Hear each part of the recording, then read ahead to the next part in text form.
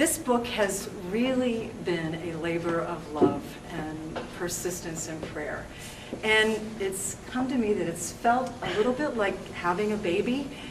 You get the conception of the idea, and then you start to labor and work and write and rewrite. And I'll never forget when I thought I had this book all completed, and then I went away to just maybe give a few touch-ups. Well, for 8 solid days, I redid the whole thing. Just writing and rewriting and writing and rewriting, and I thought, my students, like Emma, who they could have a great sweet revenge if they knew how much red ink was on my own papers when I put it on theirs. So you go through that process and you get through that. Then you look for kind of like a midwife, a publisher to help you deliver the book, and voila, the baby is born.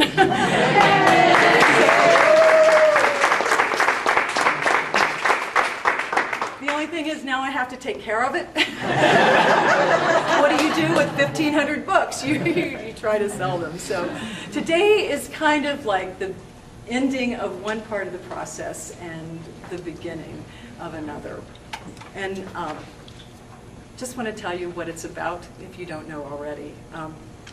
Virgin Snow, Leaving Your Mark in the World, addresses that God-given longing and desire that I believe we all have to live a significant life. You know, when we get to the end and look back, don't we all want to say, I liked my story, that it was a good story, it was a purposeful story, I left a mark. And I titled it Virgin Snow because it reminded me of what happens in fresh fallen snow when either you ski through or you walk through. You know, you leave that imprint. And it kind of feels like you're the first one to do something. You're doing something or going somewhere that nobody else has gone or done before. And yet, those marks, those unique marks, eventually melt, you know, and fade away. And yet the marks we leave in life, we don't want them to fade. We don't want the heat of the sun to melt them. And I believe that the marks that last are those that have been engraved in us by our Creator. His character being formed and developed in us. Indelible. Ravi Zacharias has made a sad but correct observation. He writes, I have little doubt that the single greatest obstacle to the impact of the gospel has not been in its inability to provide answers, but the failure on our part to live it out. I often had struggles, he says, of the soul in trying to figure out why the Christian faith is not more visible. Well, I couldn't agree more with what Ravi has said. And the heart of my book seeks to help us make our faith more visible. Each one of the chapters, there's 14 of them, focuses on a particular mark of God's character that He wants to develop in us. Marks like truth, forgiveness, hope, so that when somebody sees us, they could say, oh, so that's what God's grace looks like. Or, oh, that's what godly influence looks like. So that's what I'm trying to do. Really, that's the heart of the book. It's about leaving your mark and being, you know, having that significance in your life. But it's also about being what we're all called to do, to be a display of who God is in this world. And so I've taken each chapter and I've framed it around one of those characteristics of God, and I've tried to lay a firm biblical foundation. And then, because I get spoken to through stories and anecdotes, I try to include a lot of stories. You'll probably know more about me than you ever hope to know, or about my kids when you read it, but also stories of others who have impacted my life. And then at the end of each chapter, there's a little section called Digging Deeper that asks you questions that can help you, hopefully, just be challenged in yourself or in a small group study. So that's how it's designed, the outline of the book.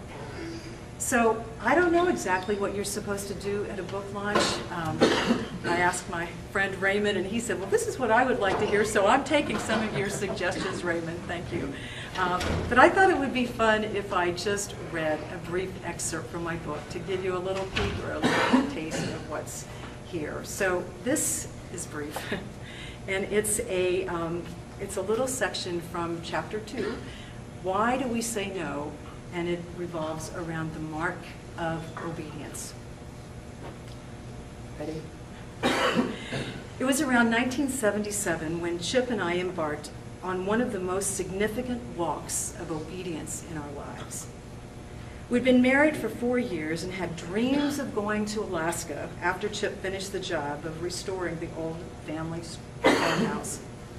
But our plans changed after I read a book that mentioned a little-known Christian community called L'Abri, where people could go to study and find answers to basic questions about God, life, and everything in between.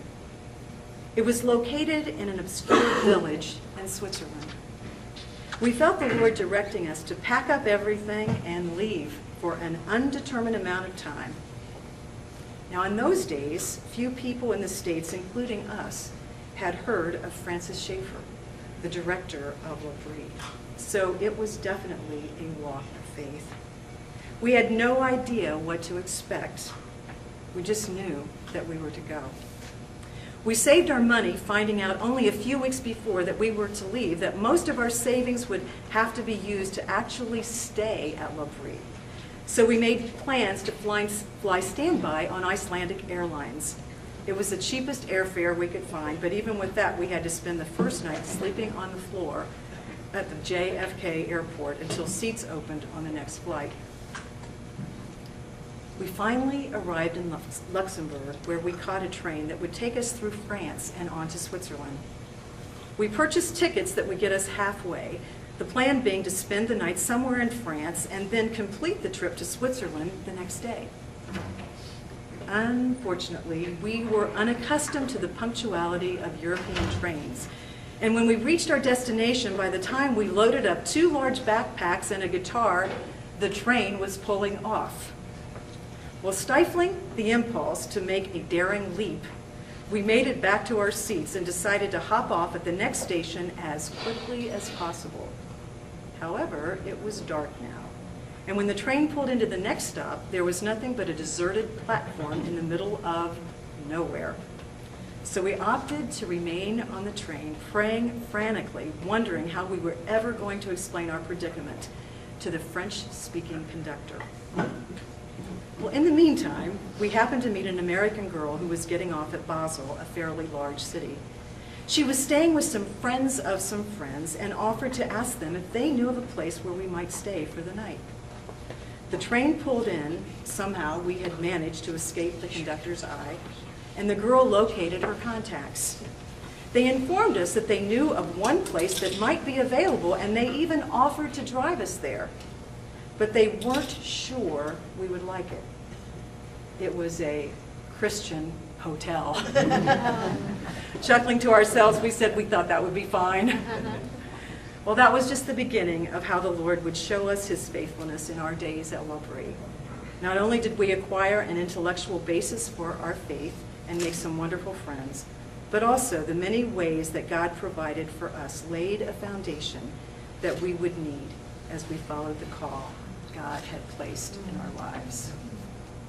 So, again, I just want to thank you all for coming, and please enjoy the rest of our time here. There's signing books, and there's plenty of food and refreshments. So, thank you so much. This just means very much to me that you. I wasn't going to cry. It means a lot to me that you're here.